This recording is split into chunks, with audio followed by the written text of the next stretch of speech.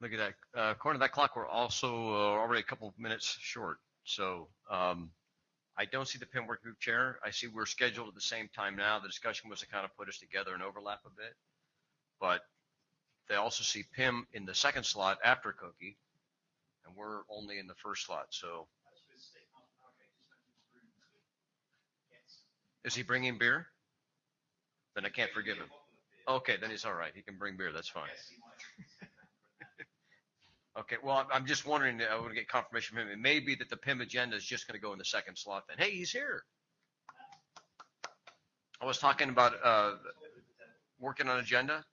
So I figured MBONE stuff goes first. You guys are slotted here and after Cookie.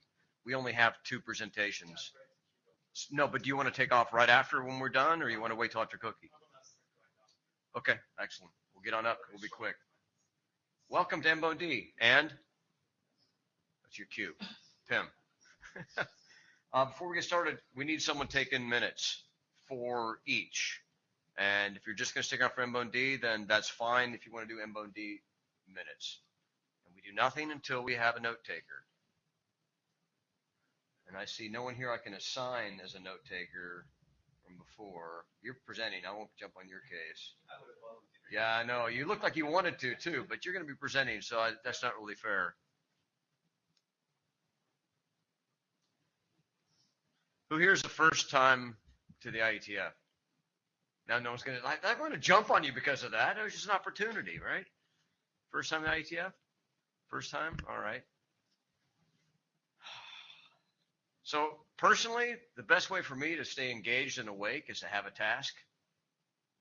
Usually that means I come to the mic and become a total jackass, or I'm in the back asleep, right? I can vouch for that. Hey, see.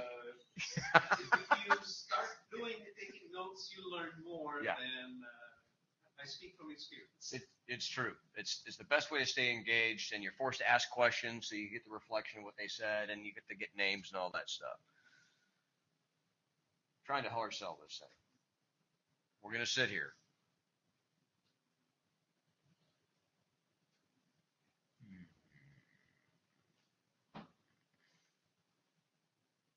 You willing? Just for MBOND, man. Just MBOND. Perfect. Then you'll be an expert after today. Or no, you've already cashed your ticket. You don't have to do it again. How's that? So that way if Stig brings up your name, say, no, I'm done. I did MBOND. Okay. Pretty straightforward. You don't have to take down every word of the presentation, right? That's in there. But just if there's someone who asks questions at the mic, get the sense of their question and their name and any responses. That's all we need. Are we in pink box? We are in pink box today. That means this is being recorded. So when you present, stand in the pink box. All right. When you get it done, just send it to MBONE chairs. Great. Thank you. Fortunately, not too loud out there. If it gets loud, I'll have someone jump up and shut the door. This is the note well. Note well. Read it, understand it, agree. Objections, not to be taken here. Good. So status, we've got a couple of things that are potentially going to be coming up as working group items. And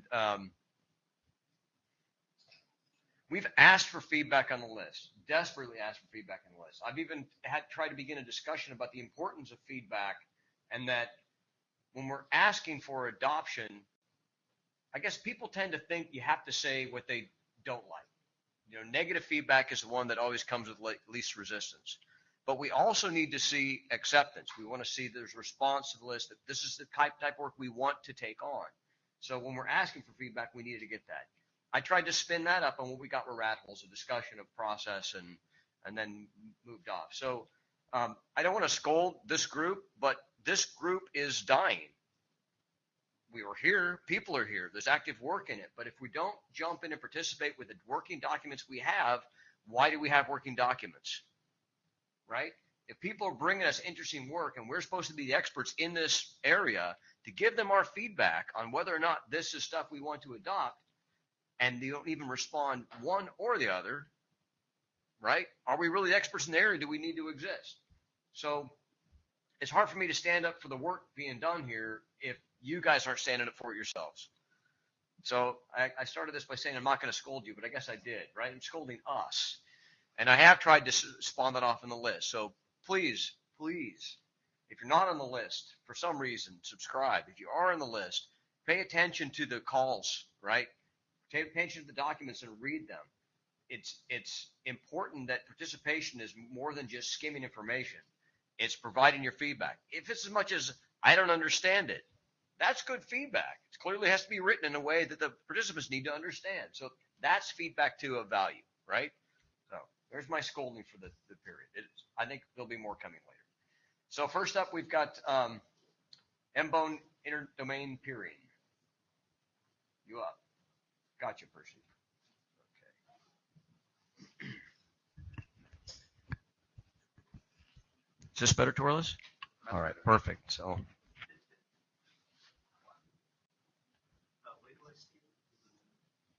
Right in the pink box. Closer. Closer. Just one problem. I've got to turn around and look and see what I'm presenting. Well, okay. Oh, good point. Okay. If you can, I think you're out of the box. You're out of the box. That was close. All right. Okay. And just scream next slide, and I hit the button. Okay. All right. Fine. The train monkey. All right. So this is the best current practice that we've been working on for maybe 2.5 years now. It's the use of multicast across interdomain peering points. The authors are listed right up there. Next slide, please. Scope of the document, it's the best current practice when two administrative domains need to exchange applications or anything by multicast. We want to describe the process, establish the guidelines. We want to catalog required information exchange between the ADs, identify possible follow-up work. Current status is we've tried to throw kitchen sink approach. That has led to some feedback, and I'll get to that. Focuses on service provider to service provider interaction. We think we've pretty much finished the thing. We'd like to have a discussion as to whether this is ready for last call or not. Next slide, please. This is the revision history. Pretty much you'll have to read through. Berlin is when we accepted it as working group draft. The item to note in Dallas, there was general discussion when we first proposed, let's do something for last call. We got some feedback and comments, and we have tried to address those comments. Next slide, please. Here's the changes that we made in the document. The first one was we renamed the draft. Something that I should have done in Berlin, but I'm new to this group, new to the IETF. Anyway, it has been renamed. It's a working group, IETF MBONE Interdomain Peering, BCP00.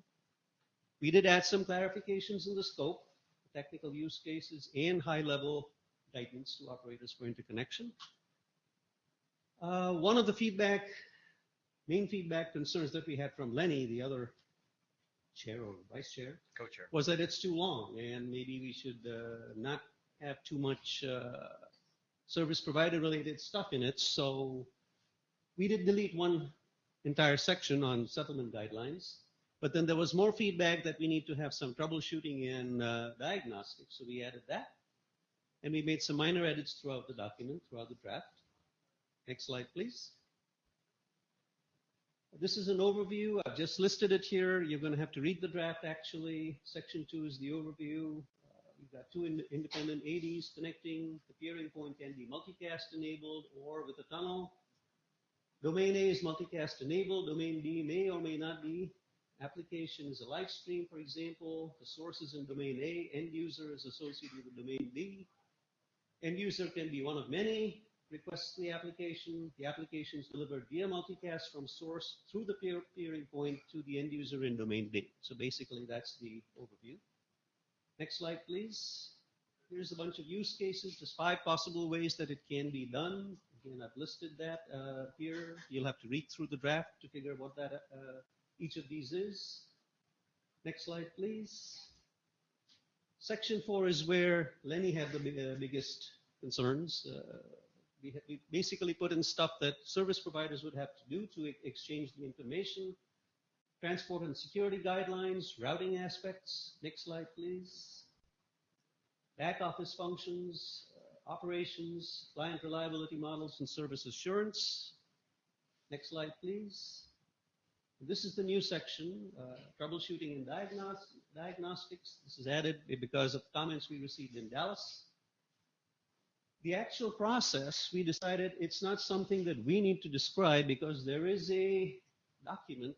I don't believe it's an RFC, but there is a multicast debugging handbook related to networking aspects of multicast.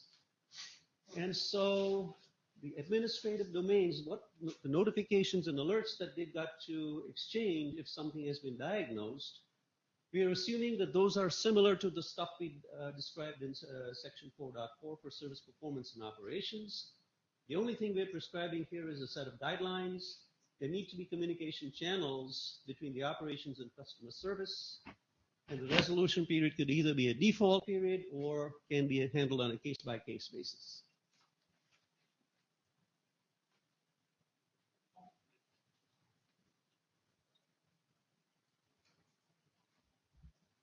Next slide. Again, these are the ending sections. In conclusion, we did identify a need to determine what the optimal AMT might be for one of the use cases. And the final slide. What else do we need to do to start last call? So, Greg, without a chair hat on, Cisco. So we need to determine a method for finding optimal. I don't think a BCP would be determining that method. We could describe it or point to it or something, but it is something that needs to get resolved somewhere in this group. I suppose it's not going to be really a protocol solution, right? It's just what tools are available to us to find that. So maybe that's all we need to describe here is available tools. We haven't even described anything over here. We simply said something needs to be done. That's it. It's the hand waving. Yeah. All right.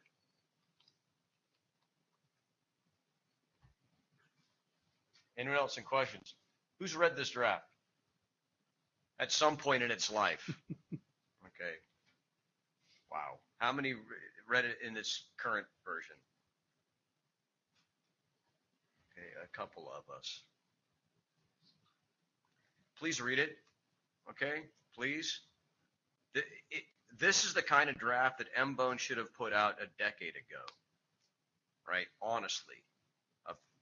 If the purpose was taking the original, I mean, I don't know how long you guys have been around, but dating myself clearly, we had a single box of DMRP tunnels, right? Then we had dense mode with RPs in the edge. Then we had MSDP, and we had this model for peering across the world. And none of that got documented along the way of what people are supposed to do. And now we're at the point where live eventing is starting to see the cracks in CDN infrastructure, and multicast is a real opportunity to go interdomain. And some people are actually doing it interdomain. And if operators are coming to an operator group like this and looking for a way to do it, this is the kind of document that we should be putting out. So we're going to be on the list asking for feedback on last call. And you can't honestly give feedback unless you've read it. So here I am scolding again, but we're getting our tail kicked above this. This group's going to disappear unless we can show we're actually executing on charter. And I can't make you read and respond. I can just at this point beg. So please do. So the conclusion is? We have to respond. No, we don't do conclusion. We have to take it to the list. Okay. So last call gets on the list. We can take a sense in the room, but I mean, we have two people read as the current version, right? So, right. Okay, Torlis, of the two who have read the current version, who thinks this is ready for last call? Do you think this document's ready for last call? I think so, yes. Okay, there we go. So we're halfway there with the one guy who read it. Okay. So I would say,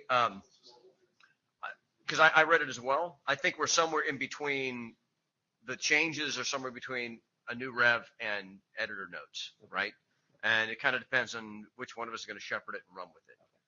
I would probably lean towards editor notes because we get some feedback along the way. Lenny's has a little more harder position on some of these things, and he may want to rev it one more time before we get there.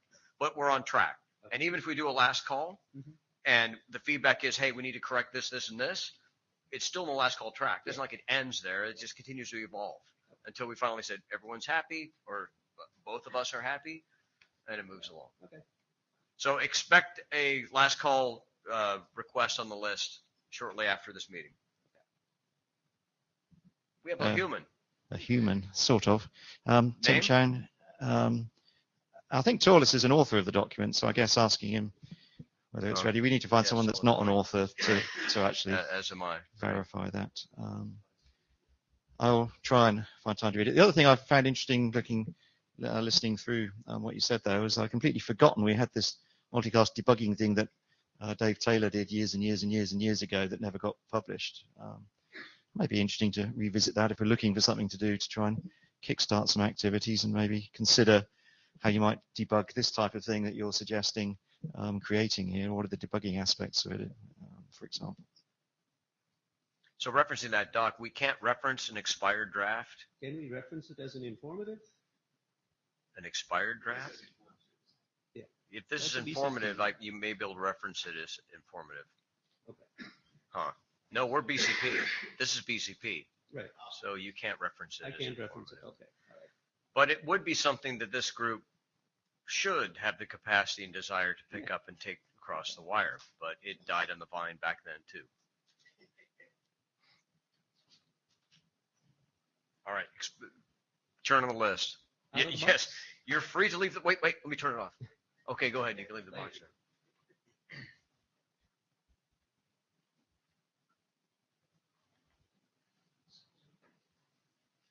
Do we have Charlie or Mike in the room? Hey, fantastic.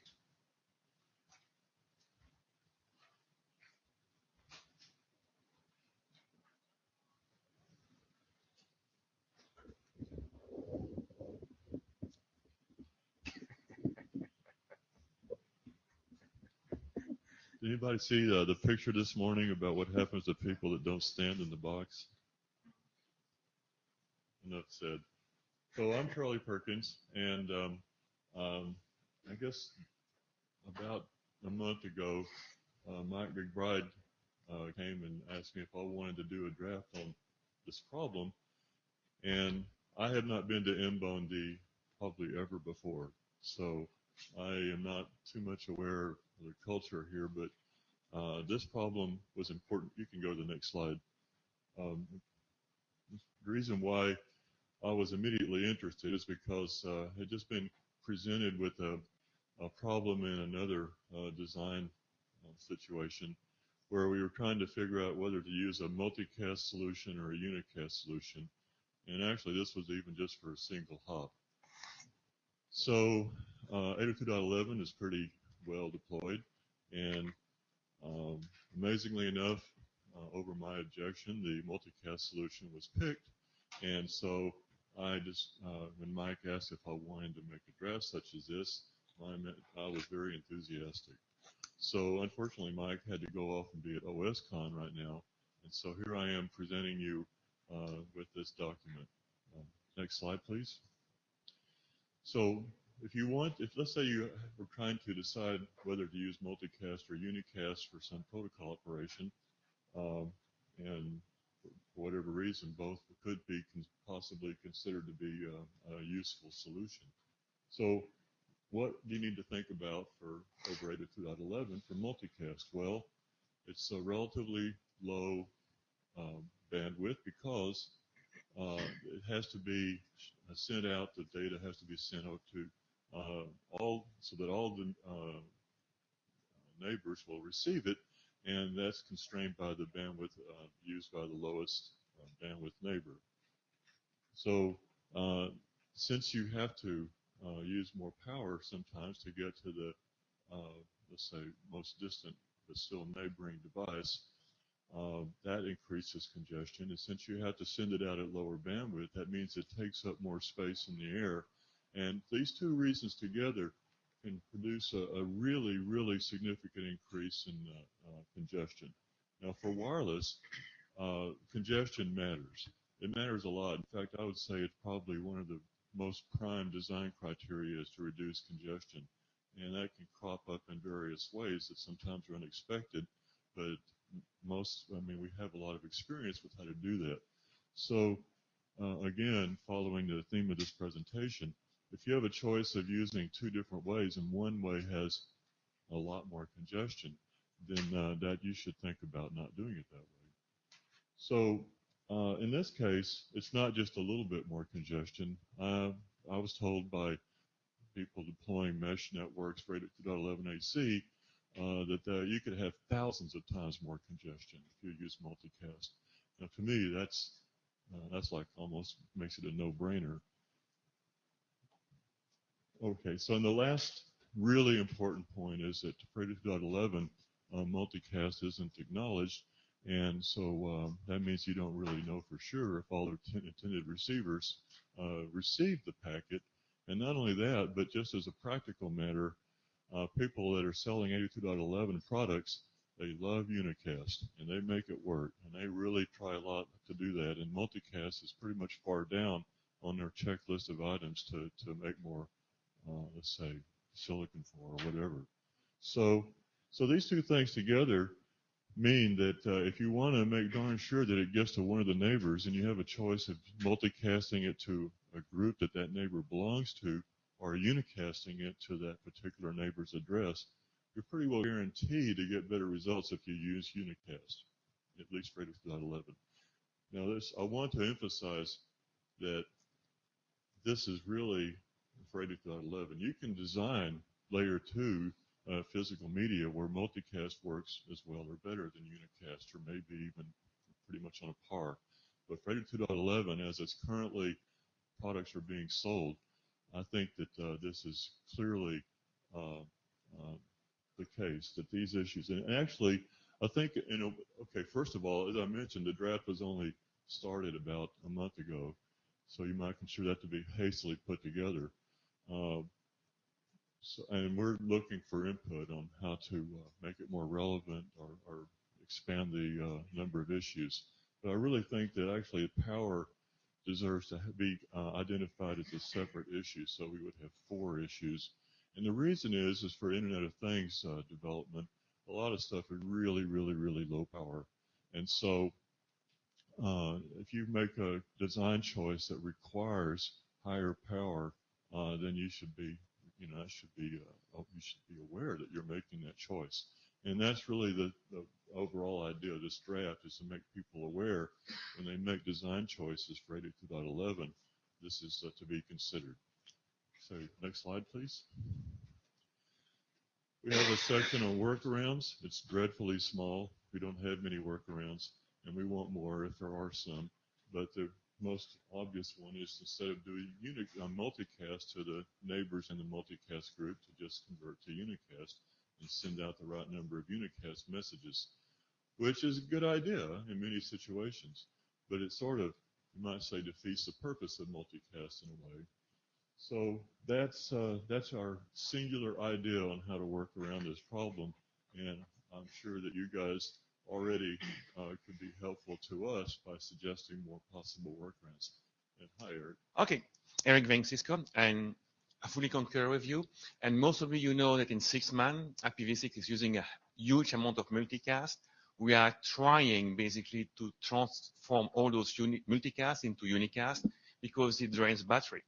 A sniff on this network, for instance, MDNS, which is using multicast, is cut. It's prohibited just to save our battery.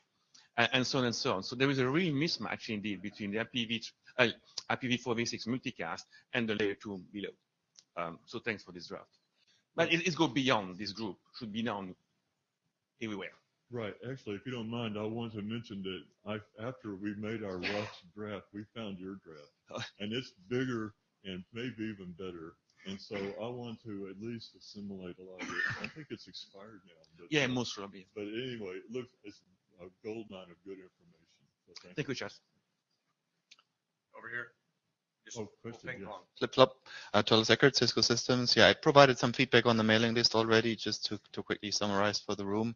I think an important thing in the problem analysis is to map it back to use cases and figure out what fan-out is required, because the solutions where you really need native multicast over the Wi-Fi,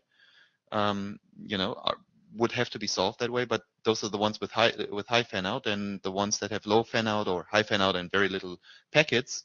A lot other solutions apply to that, like these layer 2 unicast conversion that a lot of the advanced access points are doing, or if I may promote something from MBONED, AMT, right? So those solutions would basically get rid of multicast on the Wi-Fi, but then if you're trying to send, 10 megabits to 500 receivers, sorry, that doesn't work. So I think that's, in the first place, the type of analysis on the use case that I'd like to see. Thank you, and I have already noted that I need to learn about AMT. Thank you. Stigmanas, so one question about the conversion. Do you always actually know the MAC addresses of all the nodes on the link? Well, I didn't tell you our scenario, right? So if you could imagine a multicast first time, and then when you get more information, doing the MAC address. Well, this may use multicast for discovery and stuff, and like neighbor discovery and so on. I think it could be a potential issue. Right. Depends on the access point of the technology, I guess. Yeah, it seems that a lot of previous work surrounding this issue have really been motivated by neighbor discovery. Over here. Hi, Carlos Bernardos. So just to say that I think that the draft is quite useful. So I think it's a good document. And just to let you know also that we have an implementation on .11aa, and we, not me personally, but people from a group and on multicast issues. So if you want to get some input from them, I can put you in contact with those guys. That'd be great. Okay, thank you. Yeah, Tim Chan, just to echo what Eric said about, we've had some discussions in 6-man this week. I think it's some overlap here, and it might be nice to try and bring the things together. You mentioned MDNS, and one of the problems in MDNS as well is that we have V4 and V6. A host will send out both the V4 and V6 MDNS queries and responses because it talks over both protocols. So you're duplicating things. And then coming in, so that's, I think, an important thing to consider as well. And from what Jolis said, in our network, we have VLAN pooling enabled. So when we are streaming and devices are thrown randomly into a different VLAN to spread them out over a number of VLANs, the multicast is done in such a way that it only appears at least once across that pooling. So it might be interesting to do some kind of survey of different ways that different vendors try and optimize the way multicast runs when they've got a wireless LAN controller type of architecture. How are they trying to do what you want, which is to minimize the amount of load on the network and power drain, etc. I suspect different vendors are doing it differently. It might be nice to understand what they're doing and what we think is good practice and bad practice. Okay, thank you. I got a question. Greg without a chair hat on, Cisco. So that brings up something, Tim, you talked about, what we're trying to solve, but we're kind of waving our hands around that because one of the issues you mentioned trying to solve was the congestion of the network and keeping things localized. But the other issue is the fact that, maybe a lesson 802.11 would help, but there's a layer 2 retransmission that takes place on detected loss at layer 2, and there's a much higher loss rate over 802.11, which is why that transmission's there. When it's going to a multicast MAC address, they no longer retransmit. So there's a higher loss associated with it as well. So I don't know if we're trying to boil that one or just trying to prevent unicast flows going out in high density, high fan out environments.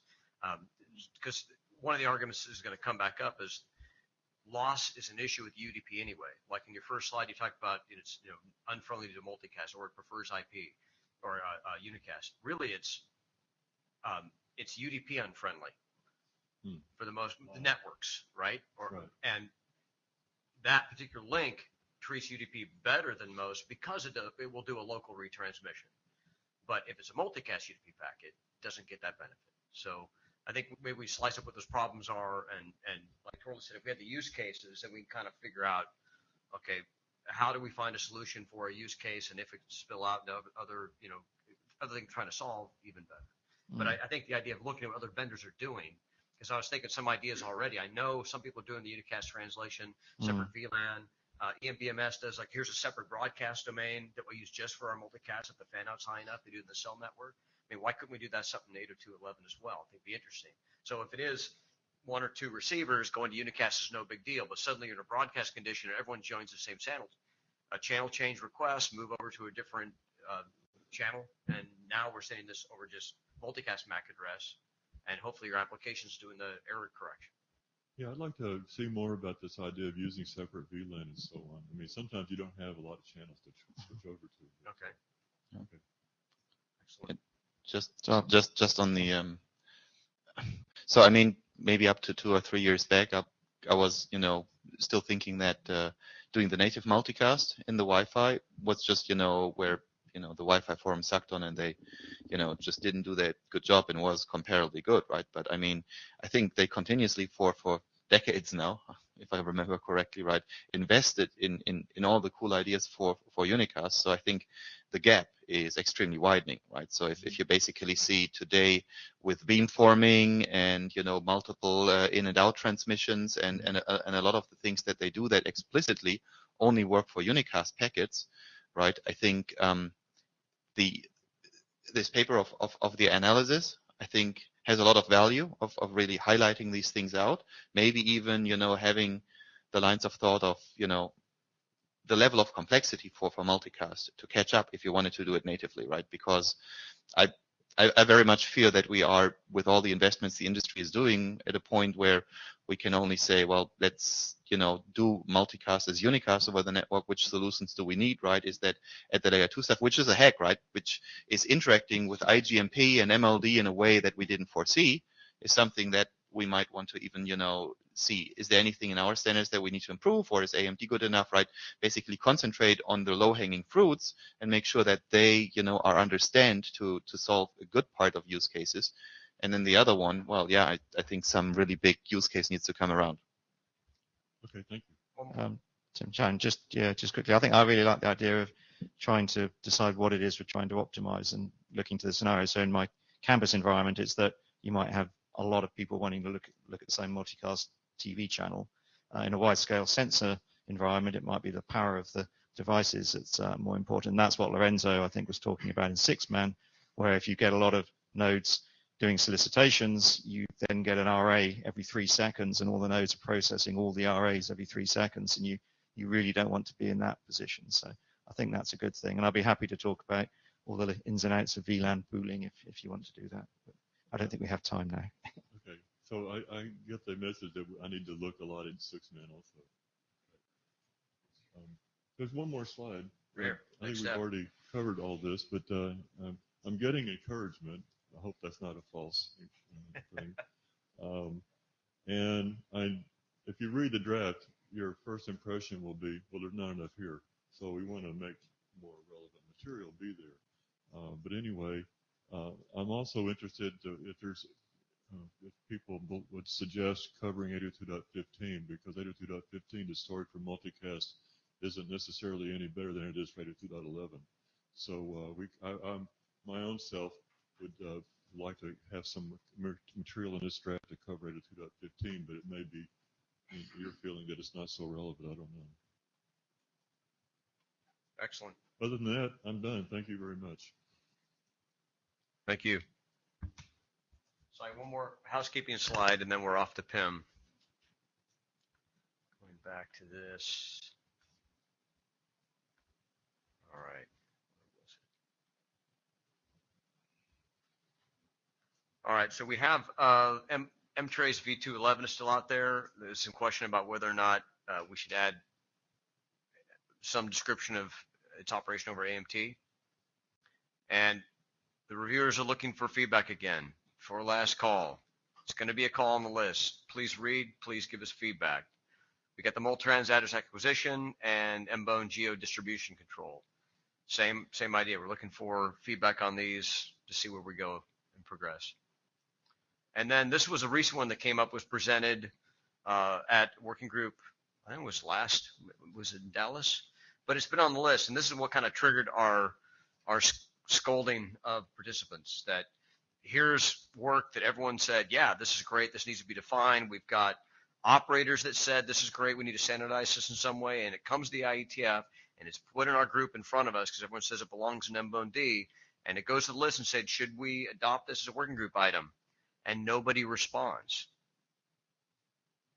So think hard why you're on the MBOND list if you're not going to read and respond, right? We need to participate, so please do so.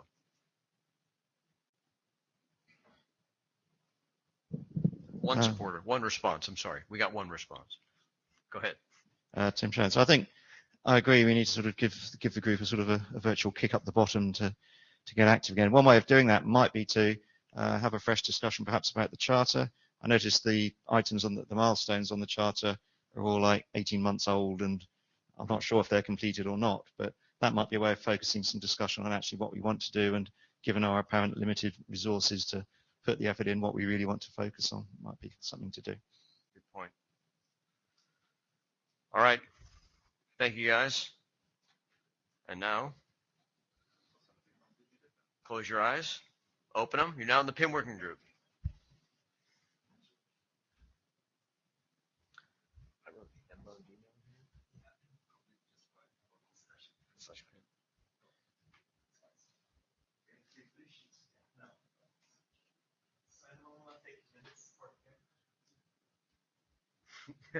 So, look, I had to reduce the scope in order to get someone, so sorry, I didn't meant to leave you hanging there.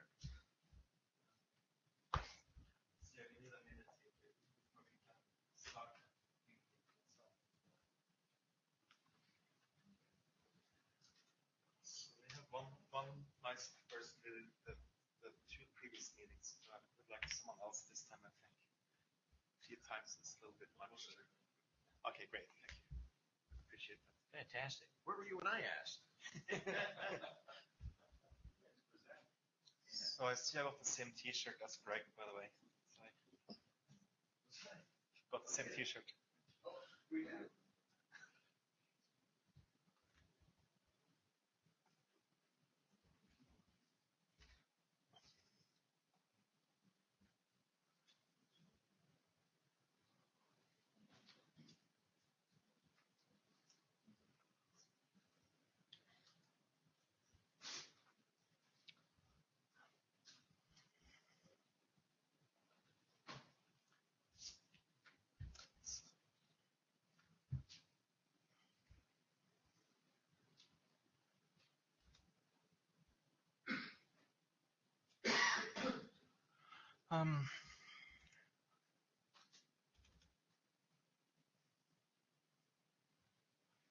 this usually just works, but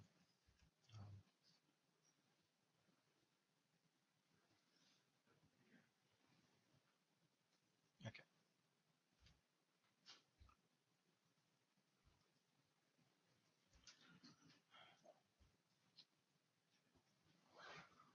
Okay, so this is the PIM working group.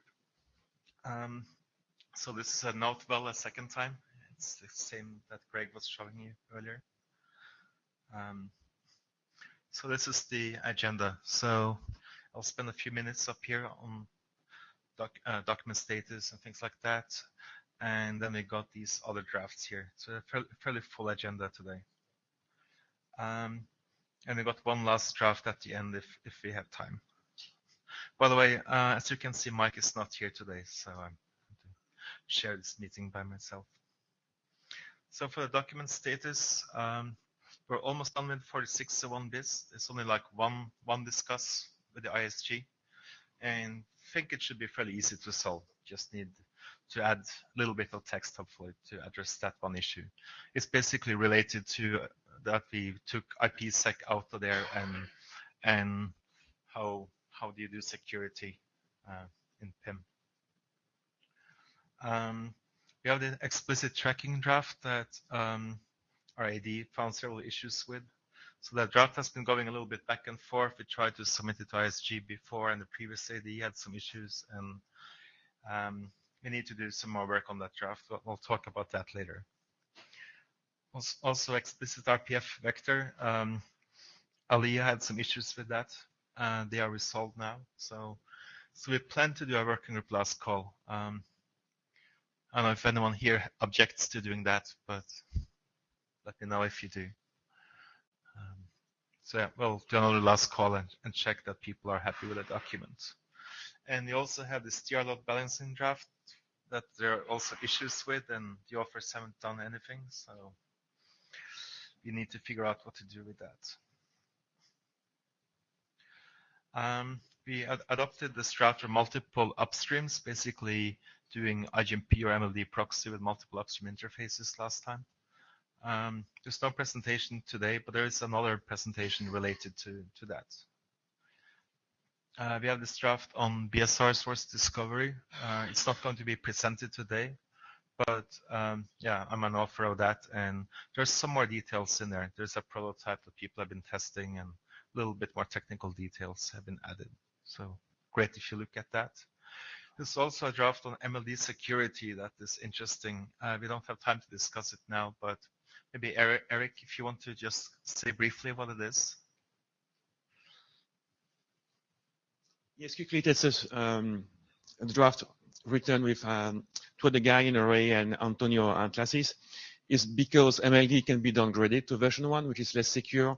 MLD, for instance, is also sending packets with up limit being 1, while all protocol requires 255 to prevent remote access, remote attacks. And the other point, we want to propose as well something like Arregard for people doing IPv6, so preventing queries from being sent from non-routers. So please have a look at that. There are some fairly serious issues, and we may have to consider whether the protocol should be changed to address some of them.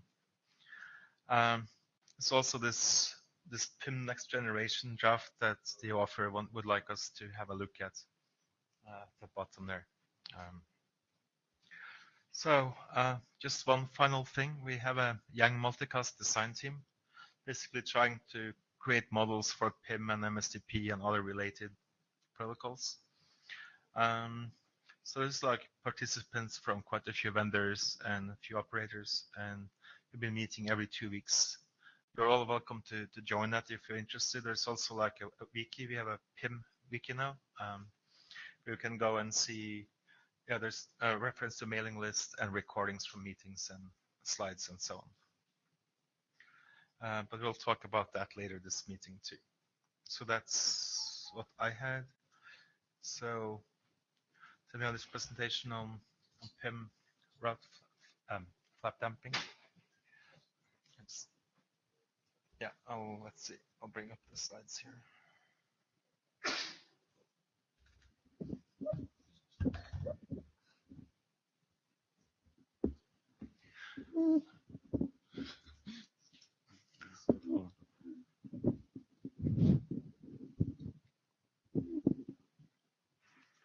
Is it okay?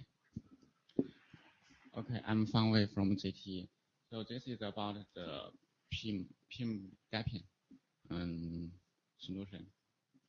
So as we know, the multicast routing information table includes one ingress interface and another egress interface. So we think that the MR IP is complex than the unicast routing table. Because there are many of outgoing interface, and the outgoing interface may be changed frequently, and actually only the first outgoing interface and the last outgoing interface will affect the state of multicast rules. When we add a new route, only the first outgoing interface will trigger this route update. And if we will delete the multicast route entry, only the last outgoing interface will trigger this updating. So this is the feature of multicast routing table. So for the next slide. So we can borrow the BGP damping to PIM. We use the RFC 2439 algorithm for the multicast. But we think that if we borrow this damping algorithm for the outgoing interface, it will be very complex. It will have very heavy burden for the router, for the CPU. So this proposal, we try to have a new damping algorithm. So this is a very simple algorithm for the PIM damping solution, especially for the outgoing interface FNAP issue. So next. And this is the parameter defined for our solution. So we define finite count. It used to the count of the outgoing interface FNAP. If the state of the outgoing interface changes, so we will have a count of +1. So the next is the check period. This is the time period. We can define 10 minutes or 5 minutes. Okay. So next is the damping threshold. So this is the threshold for the state of outgoing interface being dampened. And next is the recovery threshold parameter. And also we have a maximum surpass time. So how to use this parameter and what is the principle for our algorithm? So next slide. Yeah. So when the outgoing interface state changes, so we will have finite count +1. And during the period such as 5 times or 5 minutes or 10 minutes, if the finite count is is bigger than the damping threshold, we will have this outgoing interface state to be surpassed. So if the finite count is less than the reuse threshold, so the outgoing interface state will be recovery. And the next is if the time of the surpassed outgoing interface is bigger than the maximum hold time, so this outgoing interface will not surpassed anymore. So this is a way to recover the outgoing interface. So okay, so this is the principle of our algorithm. We will try to simplify the FNAP dumping for the outgoing interface. So I need your feedback. So actually, we have implemented this algorithm in our product, and it runs good. So if you think it will be helpful, so I'll try to work with 100%. Yeah. So this is a simple idea, I think. So I have one comment. There was a draft 1 or 2 years ago about PIM damping as well. It was damping joint prune states. It's basically if you join and prune repeatedly the same, say S, G, you would dampen that. So I think it would be a good idea to maybe have a look at that draft, see if you should also add something like that. Hi, Robert Keller, Juniper. Yeah, that draft is in the best working group. It deals more with the incoming interface and how you're going to affect the upstream neighbors. This one seems to focus on the damping a particular downstream interface. I personally don't know how useful that may or may not be, but but I think you should have a look at the other damping draft. There already is a multicast damping draft. So I think there are 2 drafts. There is one for MBONED dampening in BESS, and there's another one for PIM, I think. Just a quick question. Is it an informational or standard track? Sorry? Is it an informational draft or is it a standard track draft?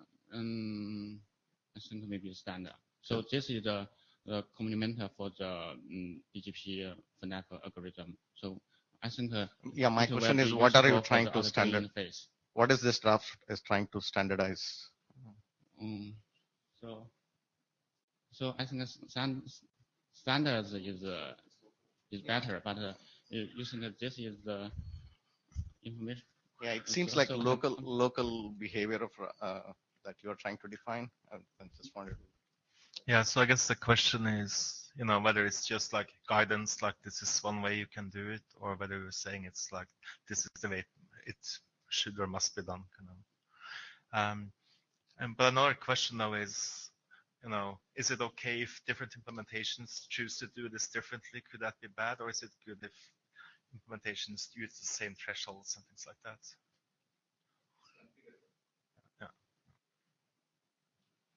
I think the BGP dapping can be used for the router, for the multicast router, and for the ingress. But here for our algorithm, I think it will be useful for the outgoing interface, because there may be no server outgoing interface, and if we use the BGP dapping, for the calculation of the algorithm, it will be no server work.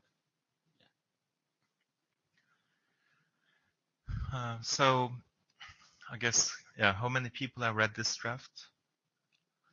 Okay, a couple of people. So I guess I can't ask you that much about this draft then, but do you think that the dampening in general is something that we should try to work on in this group? Basically, ways that PIM can cope with interfaces going up and down, or like this joint prune state, and how to, I don't know, save CPU or whatever. If there's okay, no one saying anything. Yeah, so at least I would suggest talk to Thomas Morin, that is writing this other state dampening draft, and just see whether you can do something together, if that makes sense. So,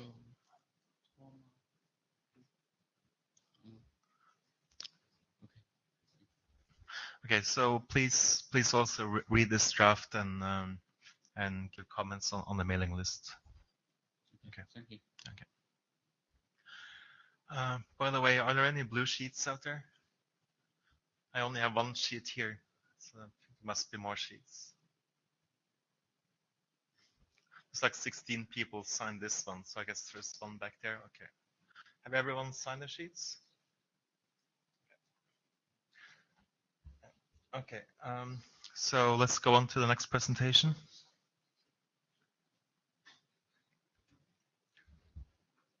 So let's see. I think that was the stream PIM reliable PIM register, I guess.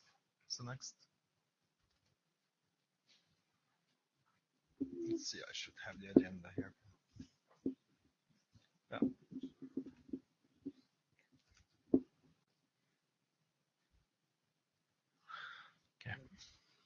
Good afternoon, everyone. So this is our draft on extending PIM registers to have reliability support. So Robert Kepler, Vikram, and myself, Anish, had written this draft.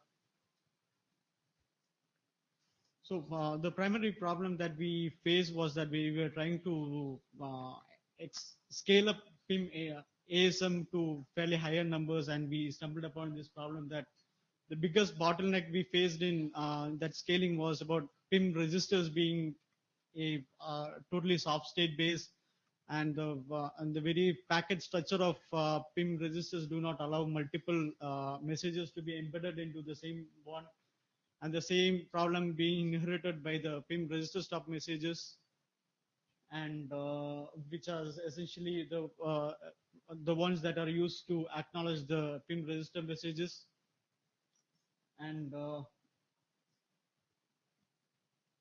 yeah, and primarily, if you look at the PIM registers, the way it is, it primarily serves two purposes. One is that it helps in informing the network that a particular source is active with a first hop router, and second thing is that it tells the RP and the other guys about the liveness of the stream.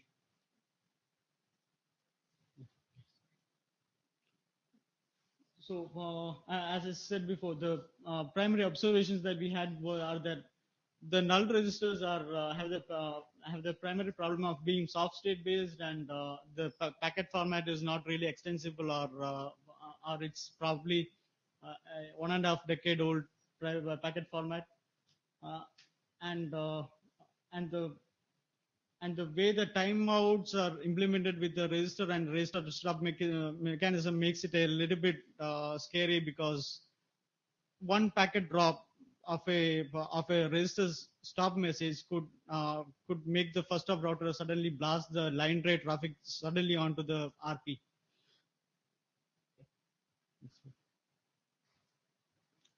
Next slide. Yeah. So this made us look at the possible scaling options, and what readily appeared in front of us was one of the previous RFC that we have, the RFC 6559, which states about reliability in the PIM join prune messages. So the draft, for some reasons, which stops only in the hop by hop signaling for the join prune message, but does not really, may not have really thought about the extending the same for the register and register stop messages. So when we thought of a solution, we primarily wanted a mechanism also for the for any two routers in this in a network to discover each other for whatsoever reason, and to negotiate their capabilities. So we then we had the TCP or SCTP messaging that is based on the PIM reliable transport RFC. So to get more in detail, so targeted hellos is not new to the networking. So a few protocols like LDP already does it, and we have seen that going well with the LDP. So the primary thing, one thing that is really lacking in the PIM RP first hop router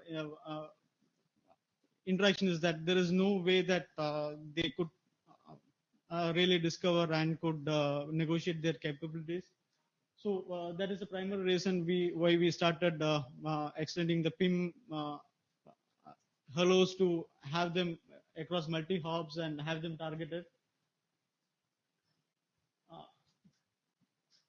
Yeah, so the primary functioning is like this. So when the first hop router gets to know that a particular, it has to talk to a particular RP, it would start transmitting the PIM hellos, and the RP would now know that there is one router is, one peer is sending me the first hop router, and he would start responding with his own hellos.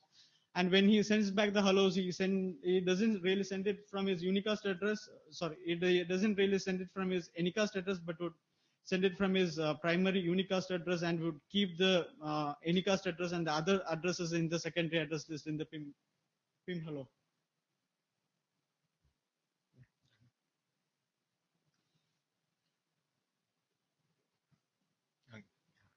Yeah, so we added a couple of TLVs to for the targeted hellos, for the target hello properties and capabilities, and I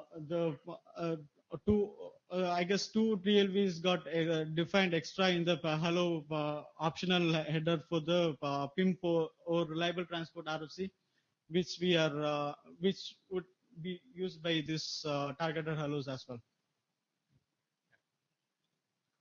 So PIM reliable transport uses a different methodology of being who does the active job and who does the passive job. For some reasons, we found that it's better that let the RP connect back to the edge router, and that is one major change that we have from specific to this case. We have different from the PIM port, and when then the PIM the port keep alive would be retained as is for the liveness detection. Yep. So primarily coming to the real part of messaging the register states. The packet registers are handled are not really handled in the reliable messaging. It's only the state equivalent of null registers. So the first hop router could send could aggregate multiple source groups that is aware of, and could send it to the RP for learning. And the first hop router could withdraw that by just setting a withdraw flag on the same message when it transmits to the RP. And the first hop router alone can do the CAT timer for this. RP doesn't need to maintain any more timers for the particular SG being active or dead. Do you mind a question in the middle? Fine. So I'm trying to get through the motivation that you put on the front. It was still kind of unclear to me. So you're saying you're losing packets because it's datagram and you want to make them reliable? When we look at the existing PIM register messages, and when somebody really wants to scale the PIM register, the existing register messaging scheme in PIM Anycast mechanism, it doesn't really scale because it just relies on sending the line rate traffic directly to the RP. So one way that we could improve that is by just having the null register states alone being sent across, and not really the packet register. So yes, that is not DR to RP. This is the registers for the Anycast.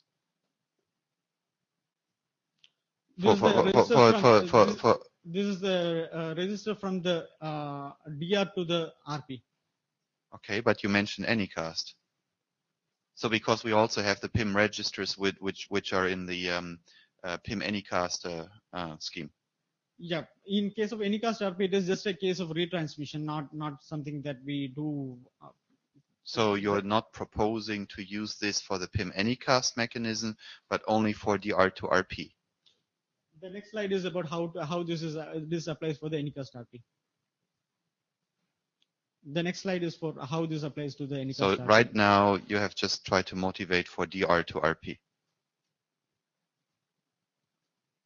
That is part of this draft already written how Anycast RP is handled. Look, I mean, you have given right 6 slides of details on how it can be done, but there was basically the slide trying to motivate why this is a problem.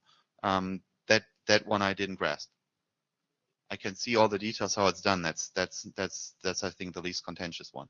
The primary problem is that suppose there is an RP is supposed to handle around 20,000 source groups in its state. It would be getting around 20,000, at least 20,000 messages every minute, and have to respond back to each of them. Okay. Which is taxing on a RP. So you want to avoid the soft state refresh. Yeah. Okay. And what do you think about the behavior in the beginning when new state is being built up? We are open to both. One can use the packet registers if one really thinks that the initial packet loss has to be avoided. In that case, the register he could transmit both the packet registers as well as a reliable port message to get it started, and then the RP can anytime send back a register stop in the back to it in the reliable form to stop it. Well, it sounds to me that if you're not interested, if you can do the initial registers as they stand right now, and you're not arguing that they should go over the reliable connection, then the refresh are much less impact to the router. So the discussion really is about what's the performance behavior when you do create a lot of new state, right? So the typical one being you bring up an IPTV server with, 400 TV stations, each of which is 4 megabits, and that behavior at that point in time, that's the crucial one. If you can't deal with that, what is the solution for that? If you can deal with that, why do you need further optimizations for the periodic refreshes, which, haven't gotten anything to do in the data plane, but where basically, datagrams are much, more lightweight way than pushing them through a reliable connection. Unless you're basically saying, oh, I can't basically throttle them correctly, so I need my TCP just to get my congestion control. But I mean, that's basically the level of the discussion of the problem. I don't think you are getting to the right point. We are not sending the register messages on the reliable transport. We are only sending the register state messages. That is which SG is active and which SG is not active on the reliable messaging. And typically coming back to the very same question of IPTV applications. IPTV applications are certainly capable of handling the initial packet losses. Okay. All thing I maybe would like to say is that there should be more work focused on the problem statement and the analysis of the problem, as opposed to the details of the encoding of the solution, because I think that's fairly clear once there is a clear understanding of the problem.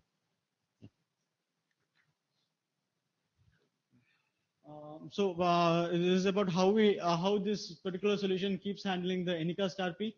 So the first stop router would discover the nearest RP with the help of the targeted hello sent to the Anycast RP, and the Anycast RP would be responding back to the first stop router with its with the hello message from its unicast address, with the Anycast address embedded in the secondary address list. So now the first Anycast RP that receives the SG message has to redistribute it to the all the other routers in the RP set, and for that they form a full mesh connection the way that port connections are set up. Yeah. Okay. So looking at the way that manageability considerations, the only extra knob that needs to be changed would be a enable or disable knob, and the true potential here is that one need not really upgrade the entire network in one shot. One could go for upgrade by device or in an incremental fashion. A few routers could still be working on the few first stop routers could still be working on the traditional way, and few could be working in the new way. And the feature support is required only on the first stop router and the RP. The other routers could still be a legacy router. Yeah.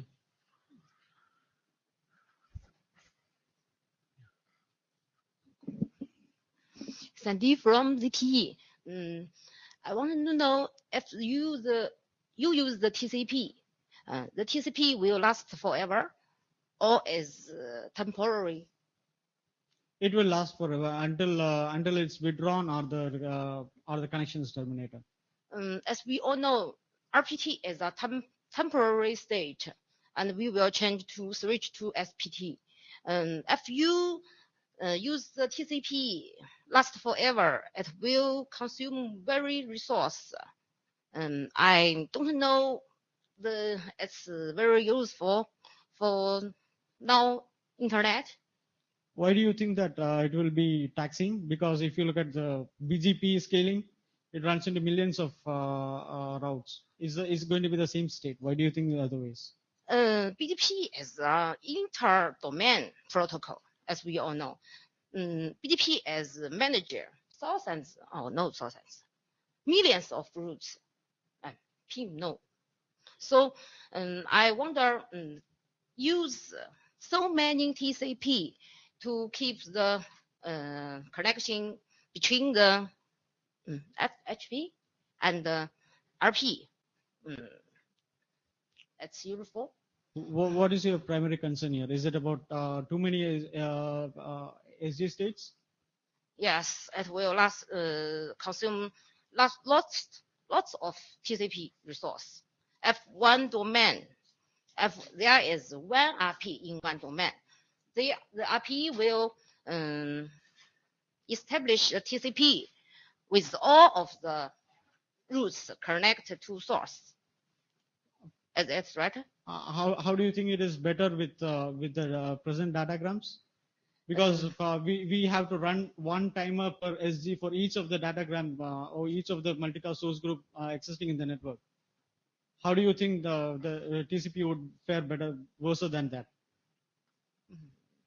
What makes you think so? Maybe you can give me some more powerful reason for I guess the reasoning is powerful enough. It's benefits.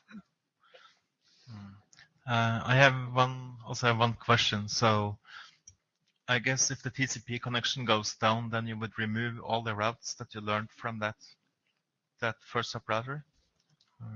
Rather, we just added few conservations for that. So when the TCP connect, when the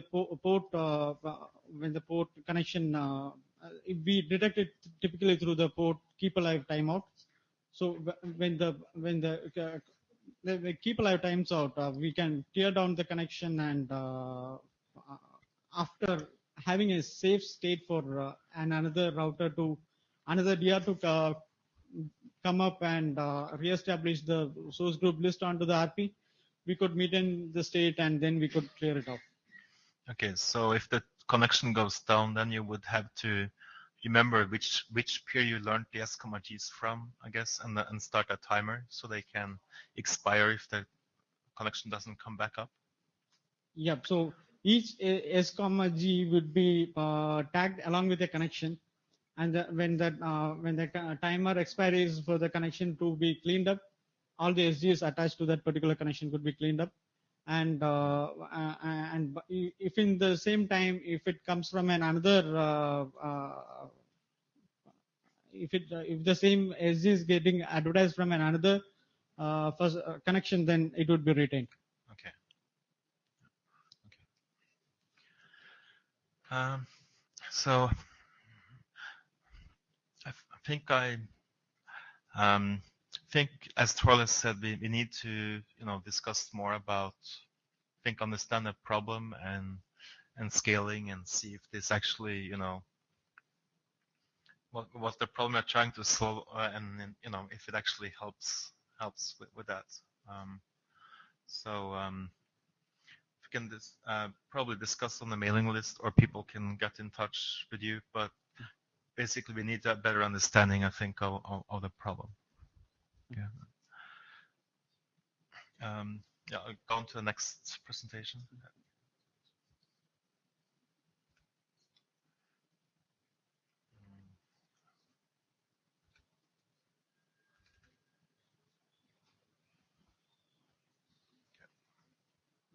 So this is a sort of an independent extension for the what I presented last time in the previous draft. So primarily it's from the same authors, and the problem that we have today with ASM is that we have to maintain the state with the RP just to learn that the particular source is active, and then we establish the SPT tree with the source, and then we prune off then we maintain a whole lot of state with the RP to keep the StarG tree active, and then to prune off the SG RPT tree.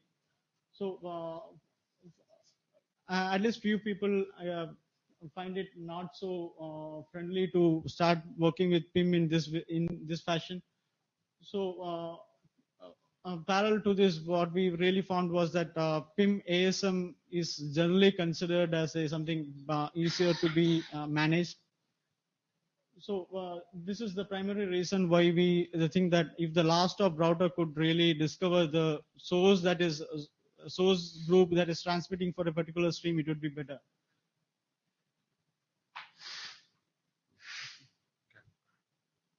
So the primary observations that we had are that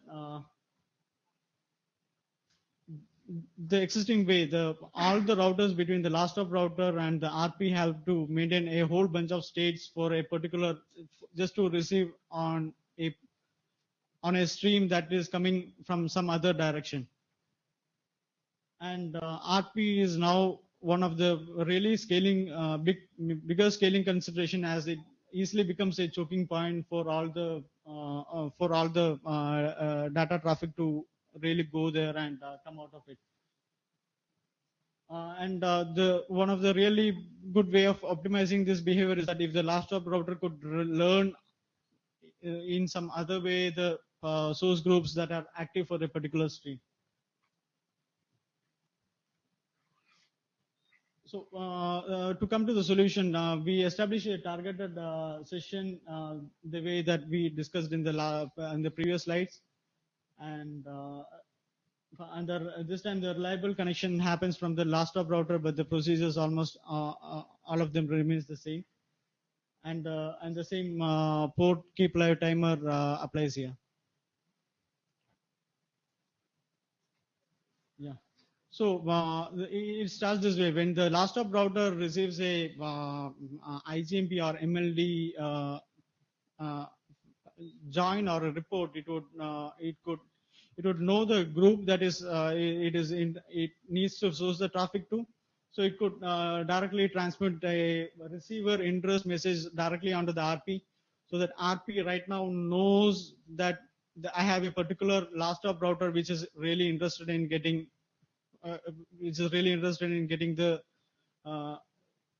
in subscribing to a particular source group, and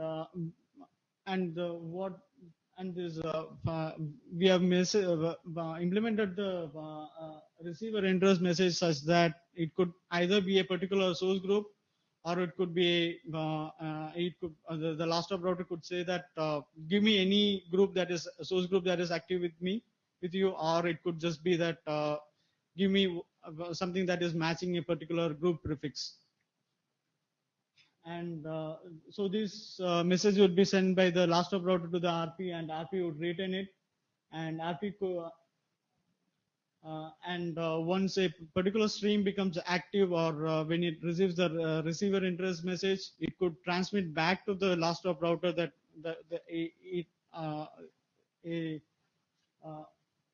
a reliable register equivalent message that it has a particular source stream active for the particular group. So by this way, what the existing implementation of ASM really requires the timers to be run on the CAT timers to be run on several of the machines right now.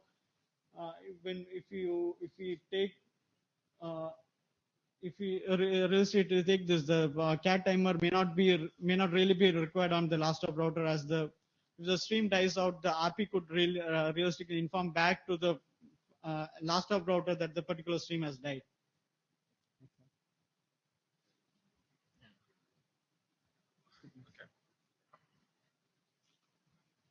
Yeah. So looking at the management consideration, the only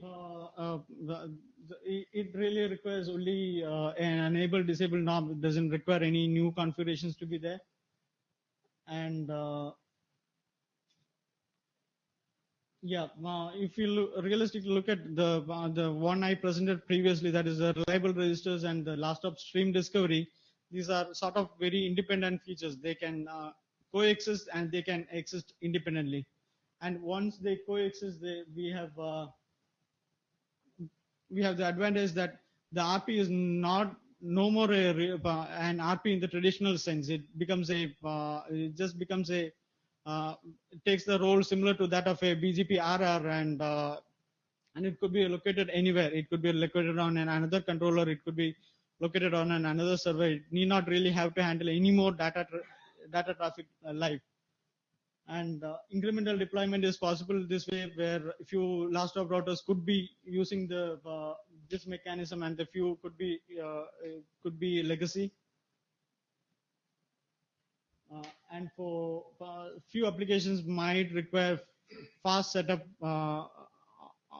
as soon as it receives the group joins. It might really want to set up the path as soon as possible.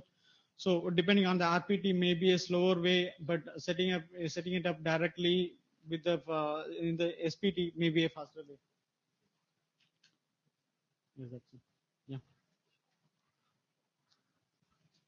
Yeah. Pete, Metaswitch, once you've decided that your last hop routers are already going to be aware of the active sources in the network, then why do you need the RP state around at all? Why have a concept of an RP? Why not just use ISIS draft, source discovery draft, and effectively do SSM from that point? Could you please, which draft you mentioned? The source discovery BSR draft. Source discovery BSR draft is it's an item open for discussion. So there were a few discussion items that had previously happened, and it is not really meant for a network that has really scaled. Source BSR may not realistically work for a network that is fairly big in scale. So you think you would still need the RP to function as a funnel for active source information? RP already has it, right? RP already has the information of the active source groups. Yeah, but once you've decoupled that from the forwarding state.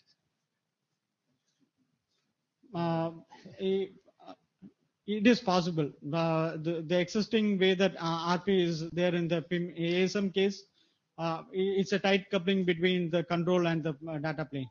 Yeah.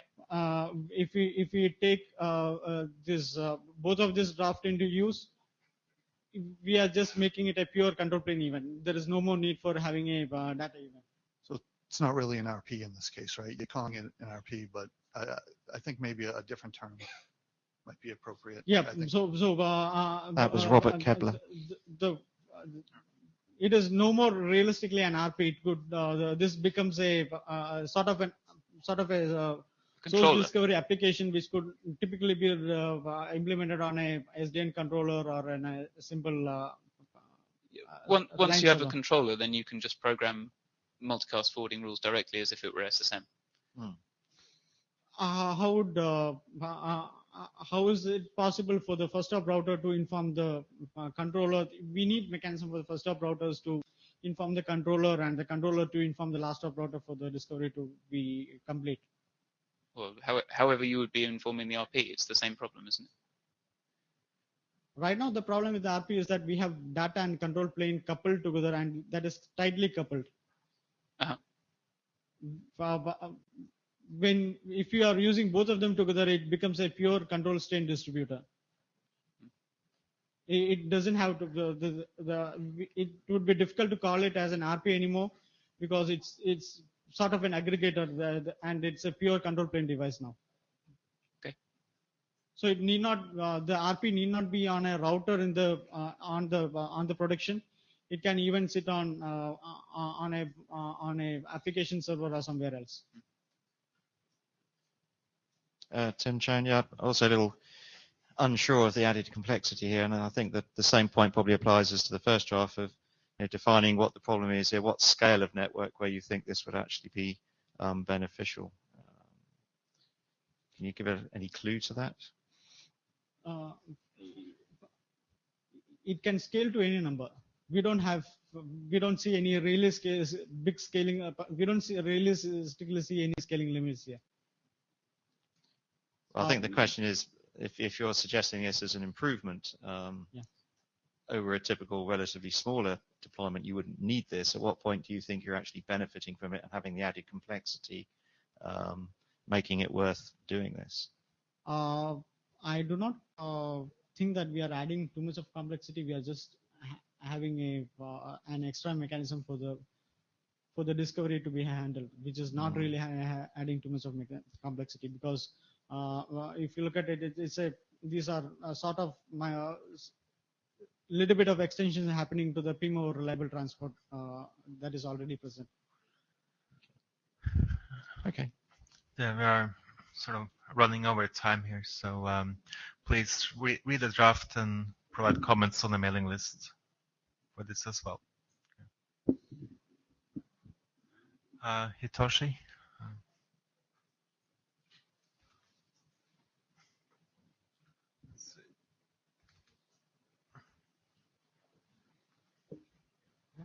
Okay, thank you. So this is a brief update of the current state of express tracking function for multicast loggers. Next, please. Next, please. So, well, we've had a working group last fall, and it was passed for the current version, but unfortunately, ISG review was not completed, and we had a lot of comments. And they are detailed in the mail from Albano sent on June 19th. So if you're interested, please read this mail. So go to next. So the comments in summary, the review strongly urges the working group to reconsider the intended state. Actually, this is the point. The intended state of this working group draft.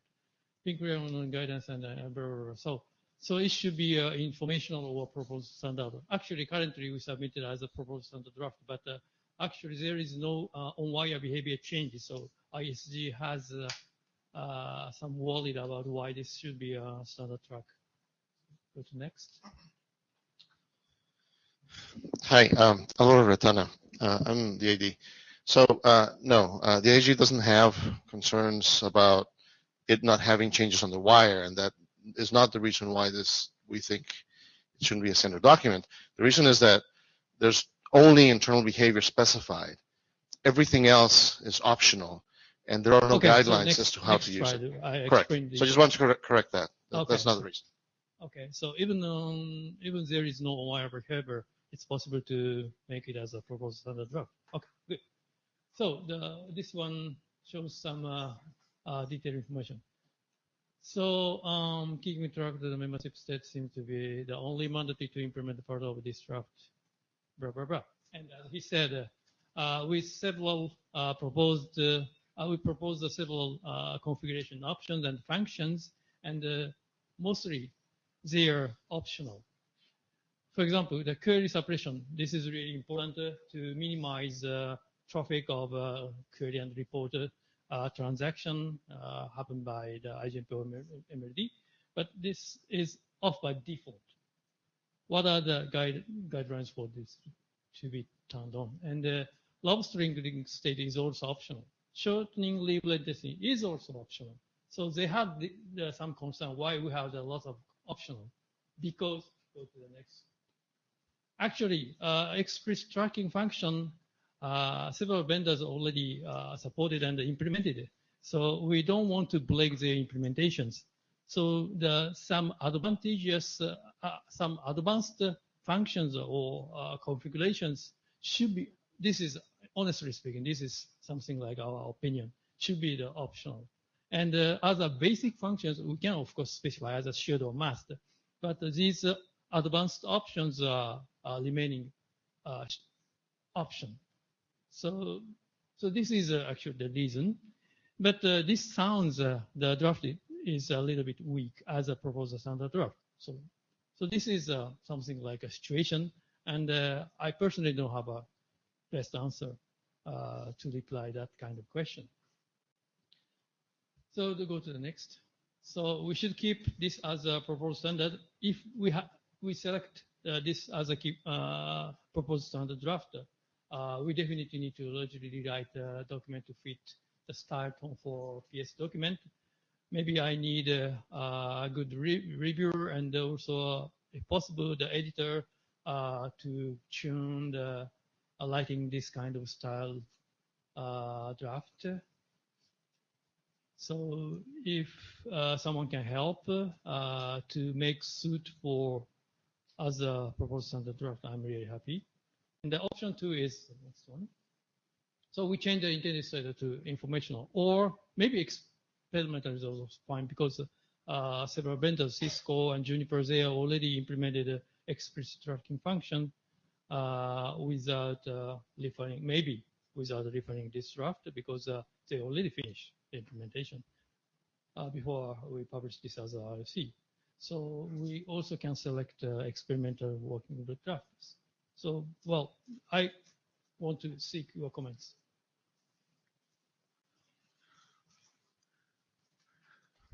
So anyone got any thoughts about whether it should be informational or not? Want to help, or which of the options we should go for? So I think that the problem is there are lots of things that are optional, but it's maybe not clear enough what the benefits are of implementing the different options. So maybe they need to be described a bit more and in more detail. But I think they need to be optional because different implementations do different things. Yeah.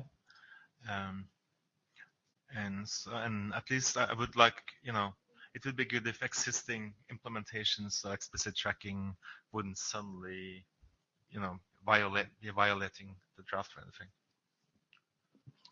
Thomas Eckert, I was just wondering, so I mean, to me, the reason why we implement is really twofold, right? The short leaf latency, and the ability to monitor who's joining what. And so for that second part, the whole discussion started out 100 years ago in having a MIP of something that isn't specified is really a hard thing to do, which is why I was all for getting this draft done. So now I'm wondering at the current state of affairs on, doing a MIP or, I don't know, Yang, whatever it is these days. And, I'd like to have that standards track. Does that mean this draft should also be standards track? These dependencies, sorry, I'm still weak on them. Can you, Albert, can you go back to slide number, I don't know, keep going back. Keep going back. Oh, maybe not that far. Another one forward. So you guys have been working on this for a very long time. And this had gone to the IASG before I was in the IASG. And the concerns were basically that the only thing that is mandatory to implement in the draft is the internal structure to keep track. So a question is, how do you measure compliance to the specification if what we are looking at is the internal structure? That's what part of the question. The other part of the question is that later in the draft, and you don't have to change the slide, it actually says there are multiple ways to implement this. In fact, there are implementations out there that don't necessarily do exactly this, and they still interoperate. So if the document is specifying something that you don't actually need to implement, because there are other implementations that don't break interoperability, then what are we specifying? And the other behaviors, query suppression, which you said is very important, I don't disagree, it's very important, but it's off by default. The robust link state is also optional, and the leaf latency is also optional. And the draft doesn't have any guidance as to when would you turn it on. It actually says things like, well, if the operator thinks that the link is robust enough, what does that mean? Does that mean that you have, I don't know, low packet loss, that, whatever it is, I have no idea. So there's no guidance as to when would you actually do this. And if all you're looking to implement is a little table that says, I have this receiver and that receiver and this other receiver, I don't know. So those were the concerns originally from the IASG. The document came back, and now that it's asked for publication again, I read it, and it still says the same thing. I don't know how we think as a working group we're going to get it through if it's the same document as before. So the things that are optional, they're all, cool ideas where I don't think we have reached consensus on, which of them in what instance a really cool thing we would like to drive to standardization. The thing that's not optional, which, as you said, in the context of only this draft, is mandatory, so to speak, the explicit tracking, that I think we all agree on is a good thing. And the way on how this would get exposed is through a MIP and basically a bloody SDN controller that at some point in time is trying to track and monitor the network, and then says you must support this MIP or this netconf database, and we can't build that without having a reference document against which we can define that MIP or the Yang data model. So please, what should we do? So I would first say let's not cross the bridge before we get there, right? Okay. There's no MIB or Yang data model that addresses anything. There are maybe 2 lines in the draft that talk about what the structure looks like. If that is enough, maybe we need to do something about that. But let's not get cross the bridge and make the decisions on what this draft should be based on some potential draft that we may have in the future. You said something very, very important. The working group hasn't got into it, or that's your words, not the working group. You said we haven't gotten to a consensus on how and when to use these other things. Well, again, then how did we get to a consensus that this would be a standard document? I don't know. No, that's why we could say experimental. Correct. So if you go later to that other slide, oh, well, maybe not later. I don't know. In some slide, what I said was that I, and all of you got the email because it was sent to the working group. It said that what I urged the working group, this one, yeah, is to reconsider the next one, the status of the draft. And if we need experience to know when to change and when to use the different things, then maybe it should be experimental, basically to collect that information. Once we know that information, then we can obviously move it because now we know when to use it. We can have guidelines. Everyone agrees on it, et cetera, all those things. So I think, I don't know if what you had said and I said are very similar. But it sounds to me that ISG wise, if we would claim it, we want to go experimental, that would be fine. Or did I miss something? So my name is Alvaro. I'm not the ASG. No, you are here. And again, this draft went to the ASG before I was there. The concerns that they had are the same concerns that I'm pointing out there. So in other words, the concerns, I think that the concerns that they had originally that resulted in the document returning haven't been addressed. So I don't think we can move this to a standard document because the concerns haven't been solved. I would imagine, because that's all I can do, that if it was a different status, it would be something that we could publish very, very easily. Okay, we need to move on, but maybe we should check. So if you think that this document should be experimental rather than proposed standard, can you raise your hand? 3 people. How many people think it should remain proposed standard? How many people have read the drafts? The draft, by the way. Okay. Okay. We'll check on the mailing list, but yeah, I think we should consider making it experimental then. Okay. So after. Just one more quick comment. Yeah. If you're going to go that way, you just need to add, well, not just maybe, but add a section around what the experiment is, right? What type of things you want to gain from that experiment. Yeah, I'll help. I can tell you about that. But one thing though, I guess one reason it was proposed standard to begin with was this downref issue. But I guess in certain cases you can do a downref anyway, right? You just need to sort of explain why a little bit. And yeah. Okay, thanks.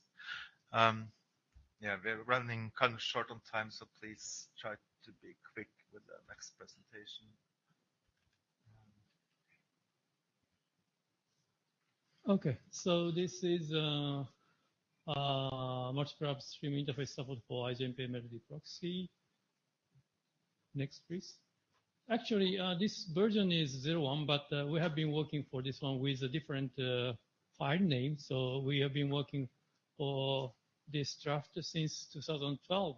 So I think several parts are still we need to improve, but almost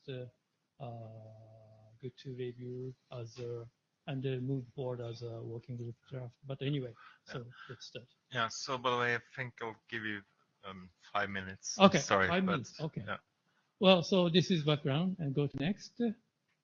So this is objective. So we support multiple upstream interface to get the contents because it's not currently the standard RFC doesn't support the multiple upstream interfaces for IGMP and proxy.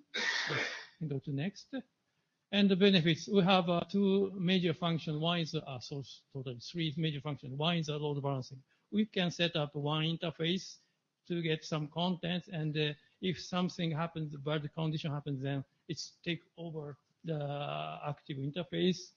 And we also support, sorry, this is the last one, take upstream interface takeover.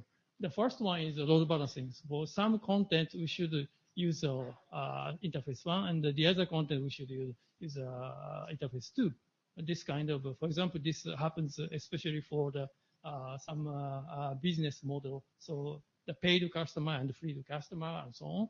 And also you may have some interesting content that should be from by the FAT link. Then you can configure that link for the upstream interface, and the other contents you can just use interface 2, which is another interface, for example.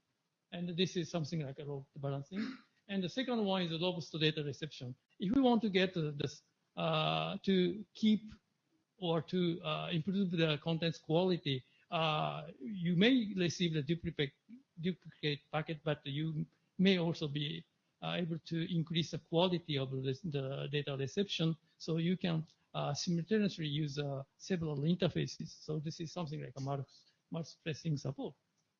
And each function can be enabled or disabled by configuration. Go to next. So what kind of configuration we need?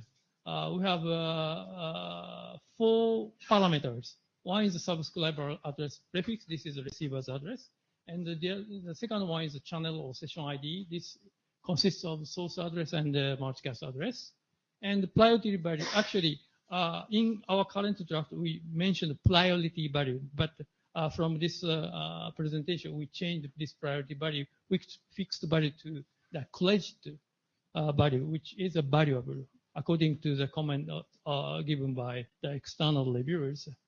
And the backup interfaces, this is also used for the taking over the inactive interface. So you can configure these items. And the configuration syntax is like this. And so decision order, the first one, the primary one is subscriber prefix, and second one is source address and multicast address and credit. And if there is no configuration or everything is identical, then you can just select lowest IP address as upstream interface. Go to next. So this is subscriber address prefix configuration. If you specify the subscriber address, then the join message given by this subscriber's address prefix sent the specified interface, upstream interface. Go to next. And this is a channel session ID-based upstream selection. So if you don't have no subscriber's configuration, the customer's configuration, you can also specify source and group pair. And next. And so the default, I'll explain the credit and backup interface later, but here just I want to show the default interface of the subscriber address and the channel ID, and both are null. And when all values are default for all candidate upstream interfaces, then the configured upstream interface having lowest IP address is effective as an upstream interface. Next. So this is backup interface configuration. As well as address prefix record, you can also specify the backup interface per configuration. If there is no backup interface configuration, for example, the top line of the left one is null, then if there is some problem happens, then this interface just stay with inactive state. In that case, you don't that channel cannot be received by the different interface. But if you want some reliability, you can specify the backup interface, and so interface 2 and interface 1. Go to next. So that kind of back interface support upstream interface takeover, but there is one big open issue, actually how to quickly detect inactive interface. Maybe this is out of scope of this document, or we can just left as to the implementation, but we may have a chance to provide some good input to switch to the active interface. For example, monitoring IGMP ML query or PIM hello, this happens, but actually they are just monitoring these messages not so fast. So fast detect is a little bit impossible. And if we turn on the express tracking functions, then the query interval may be longer, and also some specific query may be omitted. So this may not work well. So it's also possible to have define a new IGMP or MLD message. So these stuffs are open issue. And go to next. So the priority, in the current draft, we show the fixed priority value. as well as a channel or subscribers address prefix. But according to the comment, we changed this to the credit. Credit is something happens for the reliable customers, reliable contents for the some paid customers. And you can monitor the condition of the upstream interface. Then the credit can be, for example, you initially specify 100 and the credit can be subtracted, reduced, and maybe added because of some recovery or because of the good condition you have. Or reset is sorry, but I need to finish. It's time. Okay. So next. So this is a multiple upstream interface. Next. And this is okay. Now next. So this is a conclusion. So we have several proposals for functional proposal, and there is one open issues, and so that's all. Yeah. Okay, thanks. So we need to keep working on requirements, I think, and make sure that this is in line with requirements. Yeah. Just a quick comments. I think this draft is quite interesting and also providing some insight also. And the use case seems now we are very singing in the many new application. But the comment is that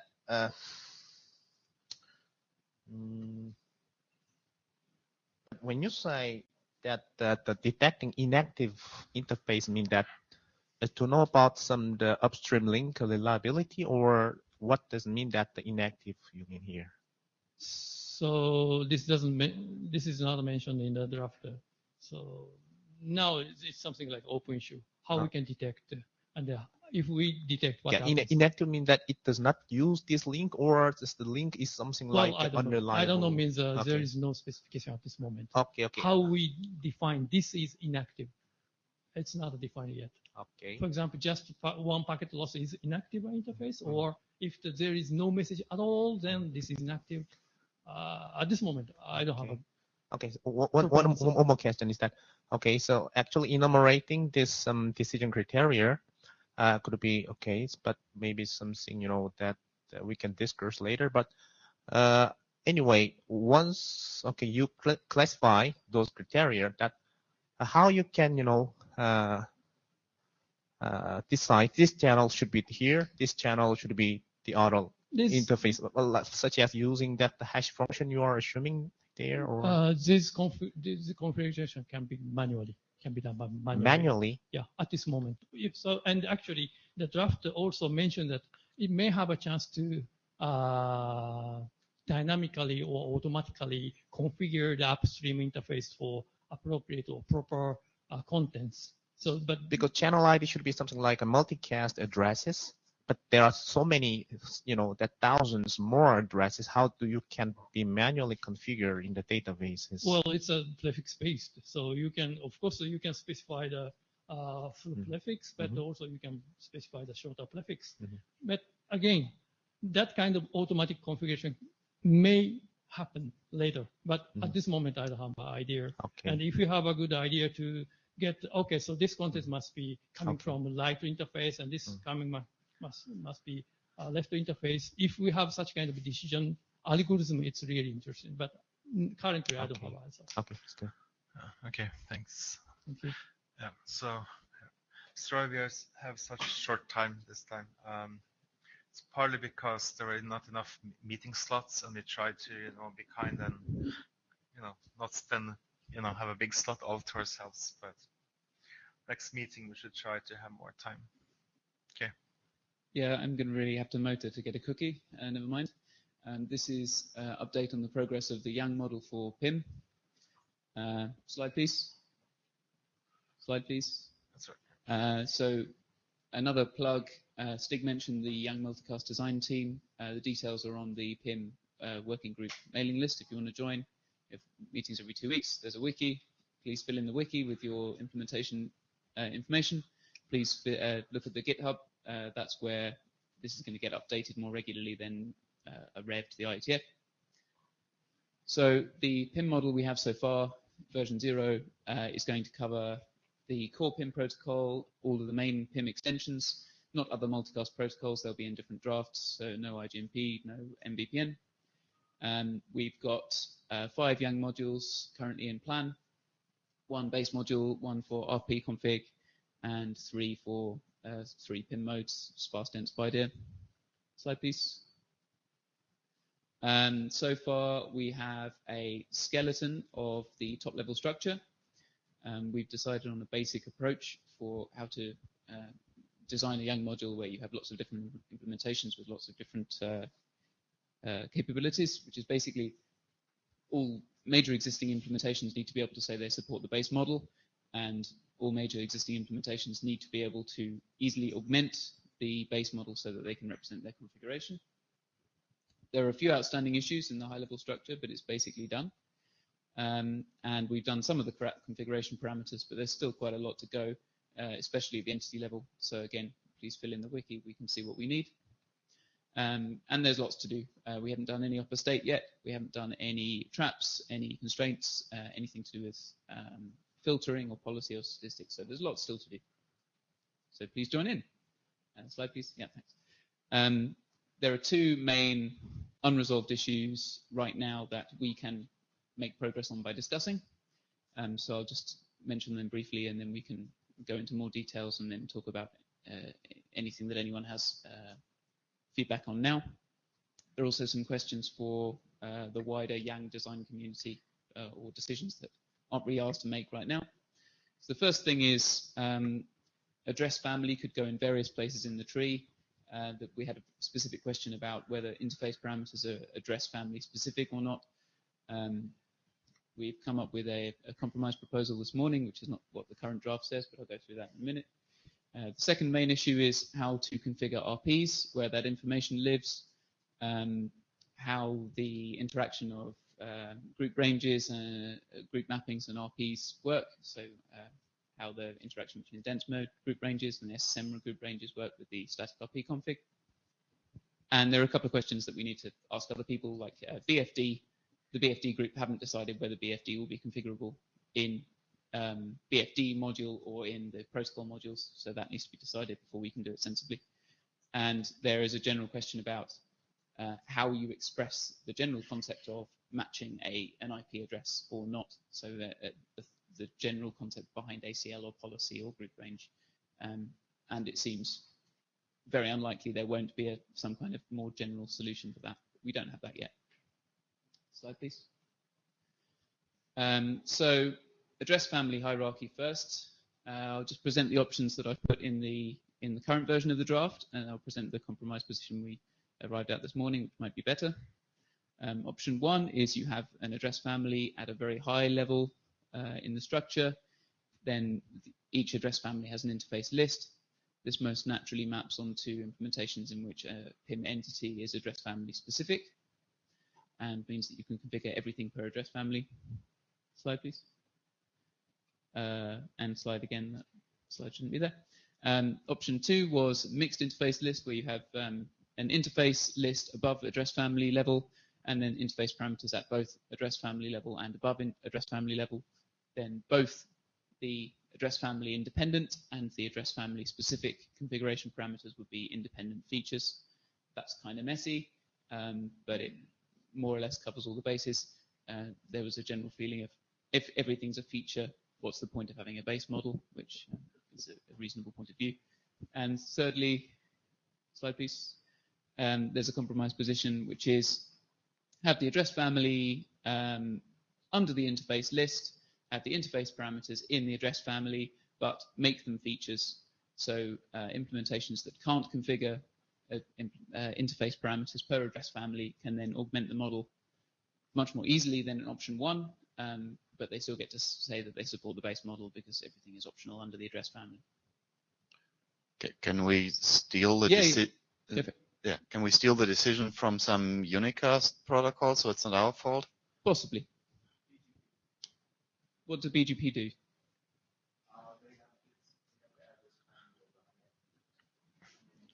So I need to use the mic, or maybe you can repeat what it said. I don't know.